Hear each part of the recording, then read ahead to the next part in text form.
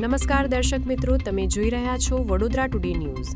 સમાચારમાં વાત કરીએ તો વડોદરા શહેરના અટલાદરા ગામમાં કોઠી ફળિયા ખાતે વાહન પાર્કિંગ જેવી સામાન્ય બાબતમાં બે જૂથો વચ્ચે સામસામે મારામારી અને પથ્થરમારો થયો હતો.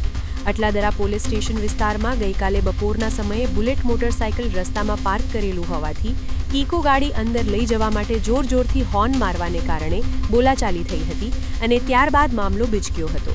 બંને પક્ષો દ્વારા સ્ટીલની પાઇપ અને ઈંટોના ટુકડા વડે સામસામે હુમલો કરવામાં આવ્યો હતો, જેમાં બંને પક્ષોના લોકોને ઈજાઓ પણ પહોંચી હતી. ઘટનાની ગંભીરતાને ધ્યાનમાં લઈ અટલાદરા પોલીસે તાત્કાલિક કાર્યવાહી કરીને બંને પક્ષના કુલ 11 આરોપીઓ સામે કલમ 115(2), 125(a), 118(1), 189(2) સહિતની કલમો હેઠળ ગુનો નોંધી ગણતરીના કલાકોમાં જ તમામ 11 આરોપીઓની ધરપકડ કરી લીધી છે. આવા જ તમામ લેટેસ્ટ અપડેટ માટે જોતા રહો વડોદરા ટુડે ન્યૂઝ.